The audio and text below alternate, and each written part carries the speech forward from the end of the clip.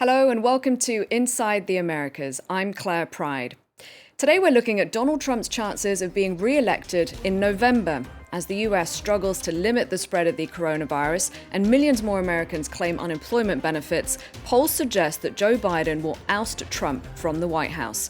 We'll be looking at the arguments the Trump camp gives for keeping him in office, and we'll check in with people who voted for him the last time around. Now, Donald Trump's campaign team appears to think that the more the US president attacks Joe Biden, the more his numbers will improve. There's a big TV ad campaign that goes after the former vice president, questioning the 77-year-old's mental capacity and saying a Biden presidency would ruin the economy. Also, Trump has been casting Biden, who's keeping a relatively low profile, as the establishment candidate and presenting himself as the law and order candidate. In his quest for re-election, Donald Trump hasn't abandoned his campaign tactics from 2016. Like his relentless attacks on Hillary Clinton in the last race, the incumbent leader has his eye on tearing down his new Democratic target, Joe Biden. Joe Biden is not the leader of his party. Joe Biden is a helpless puppet of the radical left. Joe Biden stands with them, cutting police funding. Yes, absolutely. Eliminating cash bail, letting criminals back on the street, violent crime exploding, innocent children fatally shot. In his campaign strategy, Trump has attempted to kill two birds with one stone, coupling together his two fiercest enemies, Biden and China. The president has dubbed his opponent Beijing Biden, alluding to his apparent closeness to China, which Trump argues makes him unfit for the presidency. And the president's bashing does not end there. He has blamed China for the coronavirus epidemic, nicknaming it the Chinese virus on several occasions. And although he once disparaged masks, he now has urged Americans to wear them. We have experts that have said in the recent past that masks aren't necessarily good to wear. You know that. But now they've changed their mind. If they change their mind, that's good enough for me. So I wear it when appropriate, please. The economy was the focal point of the president's last campaign, but the epidemic in Trump's eyes stole the economic success that he was leaning on for his re-election bid. The president has now centered his campaign on culture war issues, like the Black Lives Matter movement and the removal of Confederate monuments. Rejecting any attempts to engage with critics, the president positions himself as the law and order candidate, praising the work of the police and accusing protesters of trying to rewrite history. Right now, America needs creation, not destruction. Cooperation, not contempt. Security, not anarchy, and there will be no anarchy. Just over 100 days before the election, the president still needs to define a clear economic message in the face of rising unemployment and a deep recession. Now, the Midwestern state of Wisconsin tends to vote Democratic, but in 2016, Donald Trump narrowly beat Hillary Clinton there. It was one of several states where a relatively small number of votes made a big difference. A few weeks after the election, France 24 reporters spoke to locals who'd voted for Trump, and so we thought we'd see how a couple of them are feeling about him now, almost 4 years on. Alison Sargent reports. Coming? Wisconsin dairy farmer Melissa Hunke voted for Barack Obama in 2008, but that was likely the last time she'll ever pick a Democrat. She says the Republican platform is more in line with her values, and in 2016, she was more sure of Donald Trump than of any candidate she's ever voted for. And he got in, so it's a good thing. He's gonna make changes, good changes. Almost 4 years later, Melissa says not much in her life has changed yet. In many ways, it's been a rough few years for Wisconsin's farmers. The state leads the nation in farm bankruptcies, which rose by 20% last year. And that was before the coronavirus pandemic. Financially, it's been a little struggle with the quarantine. And also, prices haven't been the best either. This whole fighting with the tariff, I think it's a good thing that he's fighting the tariff systems with China, but it's been a struggle, but it always could be handled better. Trump has a way of like twittering. If he'd just stay off of social media, it'd probably be better. I mean, a lot of stuff he says I don't agree with. Still, Melissa doesn't plan on changing her vote.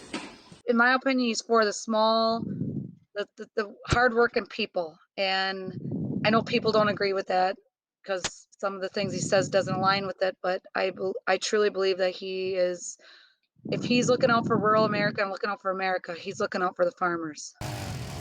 Faith that Donald Trump has their best interests at heart is enough for many voters to overlook his more abrasive rhetoric. Even for Josh Thomas, who was already lamenting national division before Trump took office. If Hillary had gotten elected, I wasn't going to throw a rock through a window. It wasn't, if Trump Trump got elected, I wasn't going to throw a rock through a window, just because that's just decency. You bring back decency and just common courtesy. One of the old diving boards. When I talked about a few years ago, like our lack of just decency and respect, I think sometimes he could be a little bit better model of showing respect to people. But I'm looking more for what is he doing to protect our country? What is he doing to improve our country? As Josh sees it, Donald Trump has done, or at least tried to do, everything he said he would. Things like appointing conservative justices to the Supreme Court. And one of the big things for me as a Catholic and a Christian is he has done a lot for the pro-life movement. He's one of the only presidents to attend the March for Life rally, which happens every year in Washington, D.C. He has defunded a lot using Title X, Planned Parenthood, which is one of the major abortion clinics. While opposition to abortion ultimately keeps both Josh and Melissa committed to the president, other Wisconsin voters seem to be changing their minds. Opinion polls show Democrat Joe Biden beating Donald Trump in the state by an average of 6 percentage points. And joining me now is Doug Herbert, our international affairs commentator. Hi, Doug. Hello, Claire. Now, a new poll in the US shows Joe Biden in a double-digit lead against Donald Trump, 15 points amongst nationally registered voters, leading some to ask whether Donald Trump has already lost this election. How dire are things for the Trump campaign? To a lot of people looking in at this campaign, it seems like whatever can go wrong in Donald Trump's campaign has or will still go wrong. He's basically been lining up gaffe after gaffe, error after error, most recently retweeting and then erasing a video that showed one of his supporters basically crying white power, which was quite a shocking tweet, even by Donald Trump's standards of retweets. Look, what's going on here is if this race were decided by perhaps citizens of any other country on the planet, that is, if Americans weren't allowed to vote in this election, the answer to your question, whether or not he's already lost, it's a foregone conclusion. It would be a stinging defeat for Donald Trump. But we are talking about, and you have to really underline this, you're talking about the quirks of America. You're talking about the Electoral College. You're talking about this unconditional base, which will stick to Donald Trump through thick and thin, no matter what. And you're talking also about the large bubble of misinformation and disinformation, propagated a lot by what have become, in the view of many people, state news channels such as Fox News, a channel that is absolutely, almost objectively in favor of Donald Trump.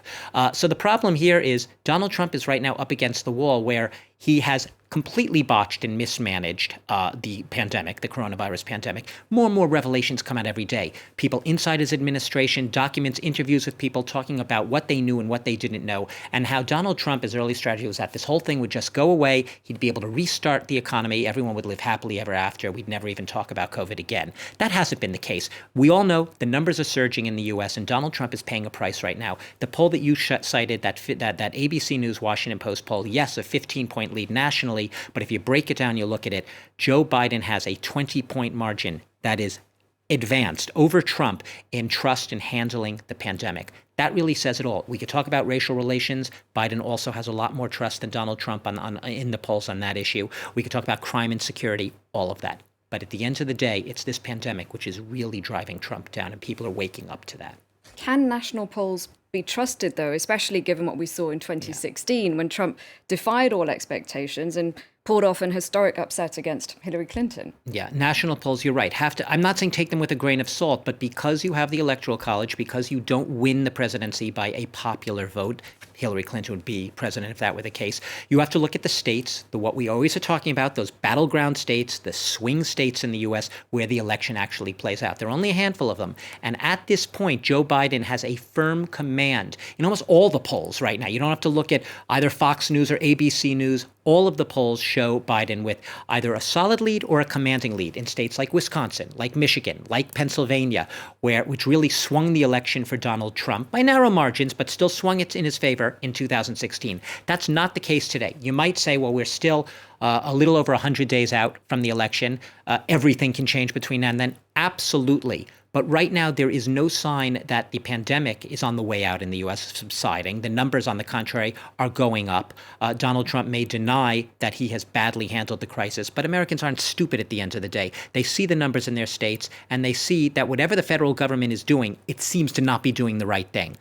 The longer this goes on, the longer the economy with 13% unemployment weighs on the administration. Donald Trump can say and do and tweet whatever he wants. The realities will be there, and the truth will out at some point. So it's going to be extremely tight for him going ahead. He has a new campaign manager. Who knows whether he'll produce a miracle for Donald Trump. Now, there are fears in some quarters that Trump might not concede defeat if he loses in November, right. And Trump himself stoking those doubts. Donald Trump is not a man, in my opinion, who is congenitally or temperamentally inclined to admit defeat, to admit error, to show weakness, to show vulnerability. We remember this theme in 2016 during a debate. He was asked essentially the same question. If Hillary Clinton were to beat you, would you recognize the defeat? He was never categorical in saying, well, of course, I wouldn't like it, but we live in a democracy, and that is the result of the independent will of voters. No, he said back then, we'll see. It will be interesting. We'll see. He said the same thing in the past few days in an interview with his favorite conservative news channel, Fox News. He was asked that question, will you recognize defeat if it comes to that? He said, we'll see. He's creating a narrative here where if he were to lose, he wants his supporters to believe that it will not be a legitimate loss, that it will somehow be a loss based on fake news, based on a media that was stacked against him, journalists who were stacked against him, everyone wanting to bring Donald Trump down. He's trying to delegitimize the legitimacy of the American democratic process and its elections. All right. Thank you, Doug. And thank you for watching. Join us again next time. Bye for now.